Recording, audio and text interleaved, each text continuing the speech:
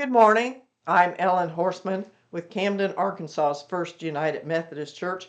I welcome you to our Sunday school lesson. We're continuing in Professor Amy Jill Levine's book, The Difficult Words of Jesus.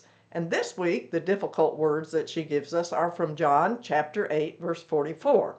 You are from your father the devil, and you choose to do your father's desires. Now you may be wondering, okay, why is that a difficult verse? Well, you have to set it in context because here in John, it appears that Jesus is talking to what John calls the Jews and calling the Jews children of the devil. Now, as I said, I didn't necessarily see this as a difficult verse because in my mind, I've always translated that into the Jewish leaders that are in conflict with Jesus. But that's not what the text says. And Levine shows us in her book why this is a problem. Now, to begin with, she starts talking about how twice in her career, she has been in a Methodist church speaking, and afterwards, in both cases, an older woman or women came up to her and asked her when she had had her horns removed. I remember reading this in Levine's book and thinking, what? I myself have never heard of Jewish people having horns, but apparently there have been those who believed that Jewish people had horns, and these well-meaning women just wanted to know when she'd had her horns removed. Now, where on earth does this crazy idea come from? Before I talk about it, let me just say that in general, what Levine is showing us with this text and with that response from these women is that we have to watch out for anti-Semitism. So the problem with this verse is that it seems to have kind of an anti-Jewish feel to it. And we have to watch for anti-Semitism, whether it is vicious. It might not be vicious and hateful. It might be insensitive and unaware, but we need to be aware of it. Now, where does the idea of horns on Jews come from? She said that it comes from a translation of Exodus 34, verse 29. This is when Moses is coming down from the mountain. He's been with God. His face is shining, and the writer says that Moses was unaware that his face was shining or shone.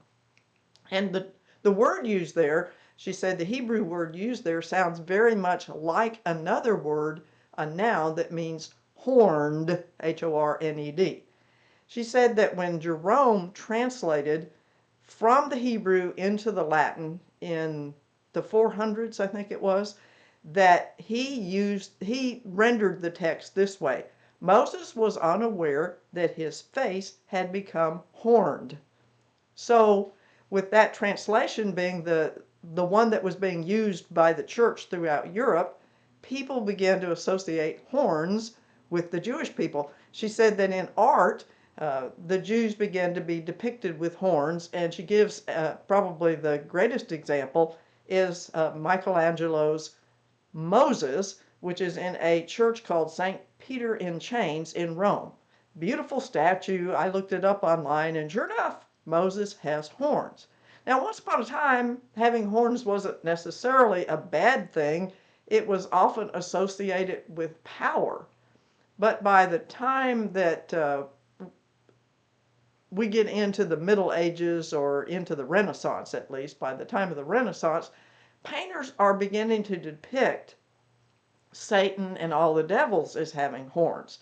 And therefore, if you're depicting the Jews as having horns and you're depicting Satan and devils as having horns, you can see how the association becomes that, well, Jews have horns and all Jews must have horns.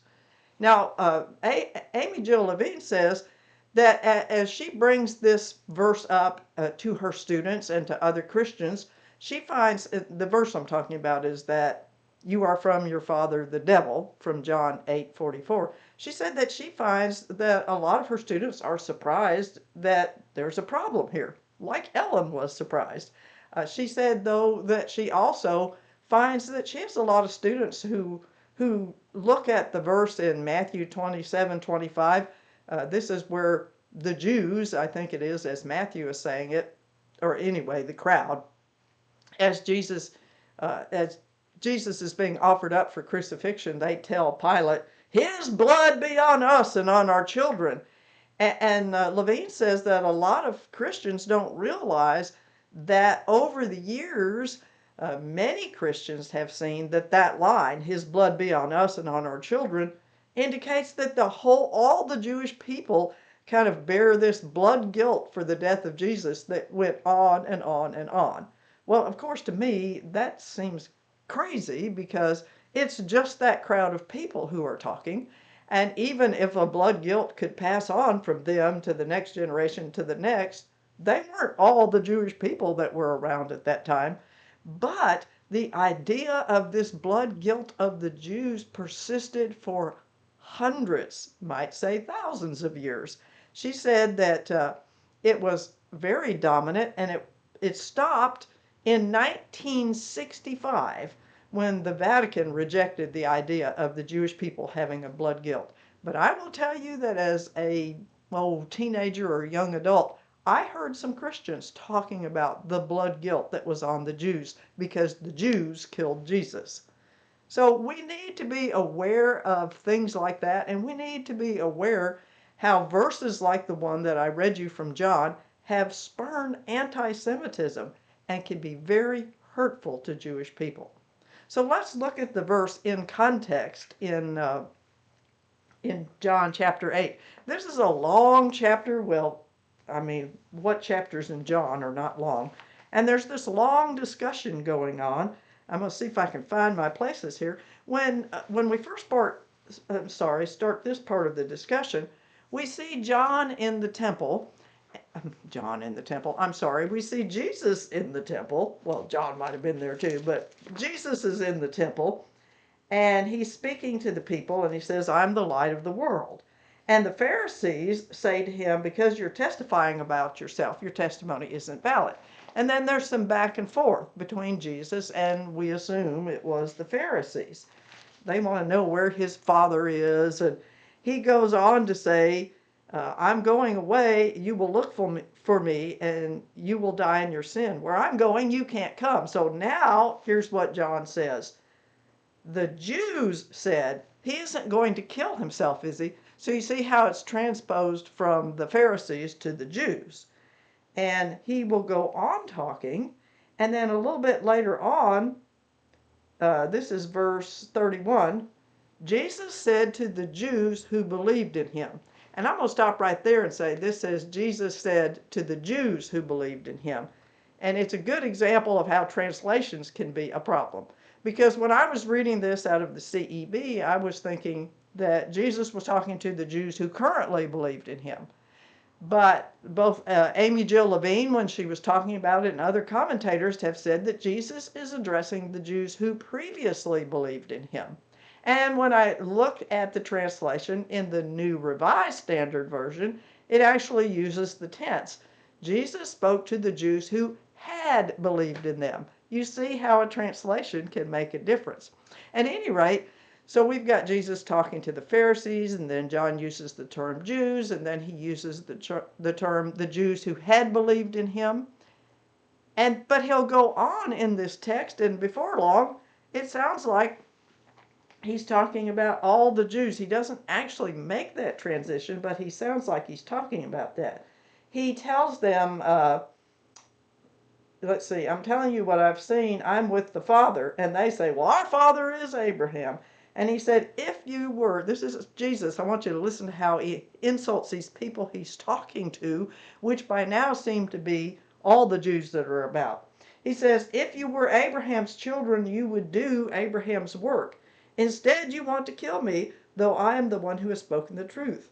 I heard from God. Abraham didn't do this. You are doing your father's work." Now they say our ancestry isn't in question. The only father we have is God.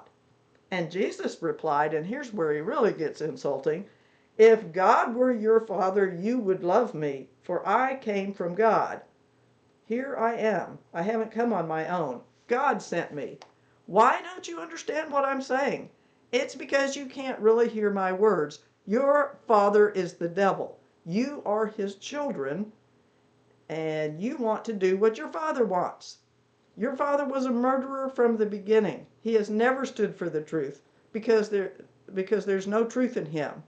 He is a liar and the father of liars. Okay, so obviously Jesus is really insulting these people. And you can see where we got the idea from this that Jesus might be anti Jewish or that John's gospel is being anti Jewish. I mean, Jesus is really throwing some insults around here, calling people the children of the devil, the devil. Let's talk about the devil for a while, or Satan for a while. Again, Amy Jill Levine says that when she was growing up in the synagogue, she never heard anything about the devil. Now, she did hear the term Satan because it's used in the book of Job, and it means the adversary. And she says that Satan is only mentioned in two other places in what you and I call the Old Testament, or the Tanakh. One is in Zechariah chapter 3, verses 1 through 2. She says in there, Satan brings accusations against the high priest, but he gets nowhere because God stands up to defend the high priest, saying, "The Lord rebuke you, O Satan." And she said the other occasion that it appears in the Old Testament is in Samuel chapter 24. Here, David is going to take a census, and God is not happy about that. I'm not really sure why. AJ speculates for the reasons, but I think what's most important here is not why God was upset about the census, but the fact that it was something God did not want David to do. And she says that David decides to have a census. I mean, AJ doesn't say that. The text says, this is 2 Samuel, the text says that David decides to have a census because he was tempted by Satan. But she said outside of these few mentions in the Old Testament, you don't see Satan and you don't see him as a fallen angel. That comes from some of those books in the time period that came later. Some of those books that are no longer, well, that never were accepted as actual scripture, or, well, I'm not going to get into the whole thing. They're in the Apocrypha. Okay, I'll get that out. And she said by the time we get to the first century, we see this image. We certainly see this image of Satan in the Gospels as being the fallen angel, a power that is in opposition to the divine. You certainly see that Satan as a tempter, a power opposed to the godly or the divine, in all the temptation stories in the Gospels, the temptation of Jesus stories. But let's go back to this. Jesus is really hurling some insults at people here. He not only does he tell them they're not children of Abraham, but he tells them that their father is the devil, that the devil is a liar and he is the father of liars. So he's calling them liars and he's saying that they're children of the devil. What's with this? From Jesus, who teaches us to love. From Jesus, who in the Sermon on the Mount says, it extends the commandment that you shall not kill by saying, I'm going to say that if you call someone a fool, you are liable to the fire. So why is Jesus insulting people? Well, insults are not a good thing. As Levine points out, to insult people, to insult other people is pretty common. But just because it's commonly done doesn't mean that we should dismiss it as meaningless. Insults are hurtful. But she also points out that the prophets, if you go back and read the prophets, they often insulted those around them. They often insulted the people.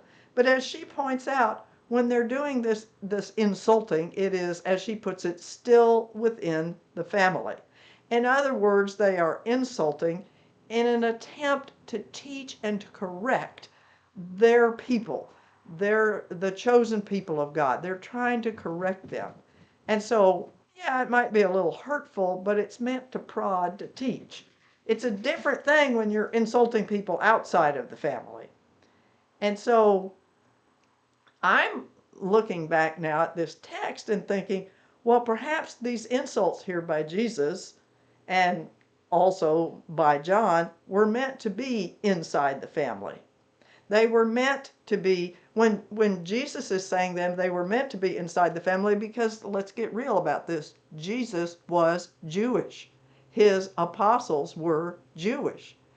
And then as John records these later, I still think they're meant to be inside the family because John is writing to the Christian church.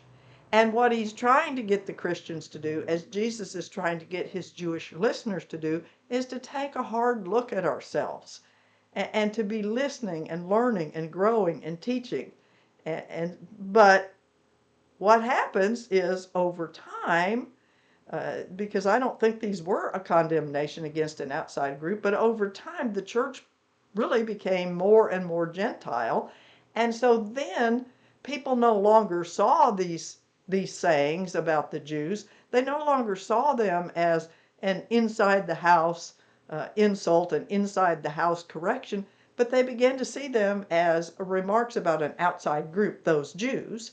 And so therefore people began to have anti-Jewish attitudes. I think it's the height of irony that Christians became so anti-Semitic, that Christians decided that they hated Jews, that the Jews had picked on Jesus, that the Jews had killed Jesus. Yes, it is true that Jewish people were involved in that, but it is also true that Jesus was a Jew. He was a practicing Jew. From all indications in the Gospels, he was a devout Jew. And Paul was a Jew. And he didn't quit being Jewish. He didn't quit worshiping as a Jew after he became a Christian. All of the apostles were Jews. So it's just ironic that we should take these texts and become anti-Semitic. But it's happened. Now, that's A.J. Levine, says that over time, the commentators have tried to defang Jesus's remarks about the Jews. She says they've done things like they take the word, and man, I looked up the pronunciation, but I don't know if I can come up with it now. The Greek word is iodei. Hey, do you know whether that's right or not? They take the Greek word that is used 70 times, by the way, in the Gospel of John, and they say, well, this really means the Jewish leaders. But she said there's no textual reason here in this specific phrase where he says the Jews who believed in him to believe that that's referring only to Jewish leaders. The impression, she says, is that all who call themselves Jews are children of the devil. Now, other commentators have suggested, well, John was speaking out of the trauma of having been expelled from the synagogue. So maybe John shouldn't have done that, but he was upset about the Christian Jews having been expelled from the synagogue. The problem, and there are some places in the Gospel of John, the very next chapter is one in which John will comment that people were afraid of the Jews putting them out of the synagogue. When the parents of the blind man are asked, was he always blind and how did he come to see? They don't want to tell because, as John writes, they're afraid that the Jews would put them out of the synagogue. But even though he says that, by the way, they were just afraid of a threat, not something that is actually recorded as having happened. There's no biblical evidence that people were thrown out of the synagogue. And so where does this come from? This whole idea that I got lost. I'm sorry. So that's not what the issue is. It's not just John being upset because he'd been thrown out of the synagogue, because it didn't really happen. And A.J. Levine said if it did happen, it would have been for political reasons, not theological ones, but rather fear that the Roman authorities might get after all the Jewish people in the synagogue if you have some of these Christians proclaiming a man that they put to death as a criminal. But she also says, in modern times, here I'm going to quote her now from page 144, were someone to come into my synagogue and assert that the only way to be true to our tradition was to worship Jesus, it would be as unwelcome as a visitor to a Christian church, who proclaimed Muhammad to be God's prophet and the Quran to be the replacement of both the Old and New Testament.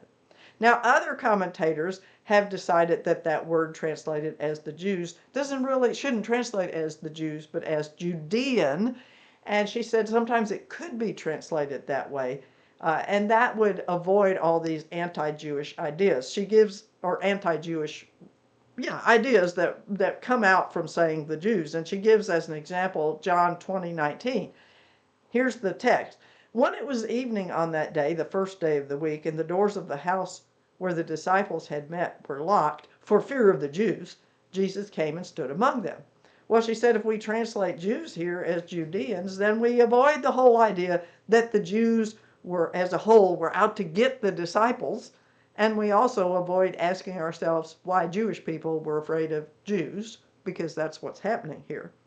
But as she points out, one of the problems with deciding that we're going to change all 70 of those into Judeans is that, after all, Judeans were Jews. So how does that work? And she says also, if we consistently translate Judean in order to avoid the word Jew, then she said we rid the New Testament of Jews, and by doing that, we sort of strip Jesus and his associates of their Jewish identity. Now, interestingly, she said in 2005 it became sort of the thing, or anyway, there was a lot of discussion about using Judean instead of Jew, and so she went online to look it up and see what groups, what websites are using the term Judean in the place of the Jews, and lo and behold, it was the KKK and the neo-Nazis. And the reason was, by using the term Judean, they could avoid the whole idea that Jesus had ever been a Jew and claim that Jesus was an Aryan. You go and figure that craziness. Okay, so what are we going to do with this difficult verse and others that use the word Jew, and especially those like this one here that make Jews look really bad if you see it as saying something about the whole group?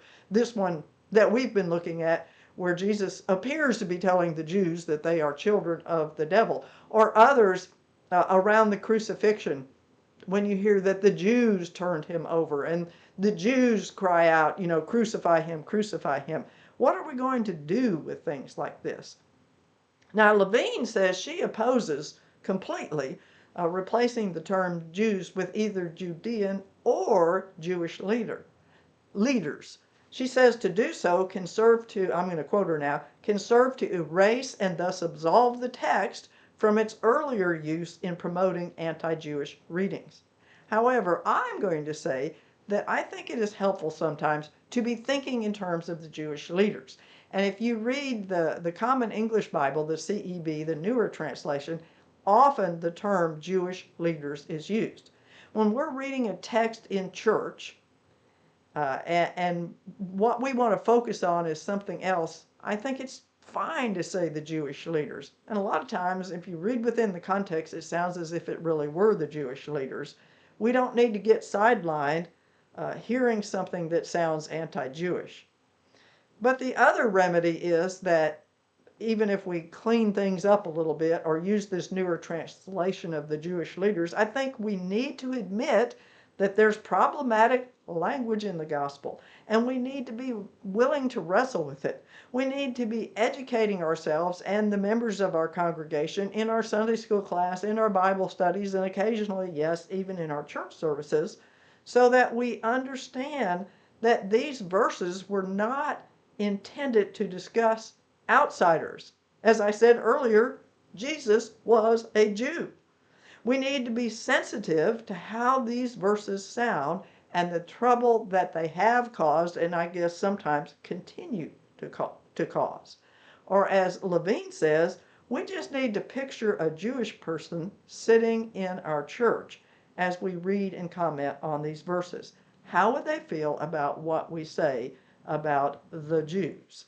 And so this is, to me, reminding me that we need to be sensitive. You know, when people bring up something that indicates that we might have a bias, and I want to go back and say that racism or bias or anti-Semitism, all these things are not always something, I've lost my word, but they're not always something that we're aware of. It doesn't mean that we hate somebody. But what it does mean is that we're not sensitive to how they feel. We're not sensitive to their needs. We are unaware, which in many ways is rather cruel. So we need to be aware of how these verses sound, and we need to be aware that the God of the scriptures and the Jesus that we read about in the Gospels would never, never want to leave people out, never want to cast out a whole group of people, because Jesus is all about love. And I pray that this week you will encounter the wonderful love of God and be willing to share that love with your fellow human beings. May God bless you and give you a good week. Amen.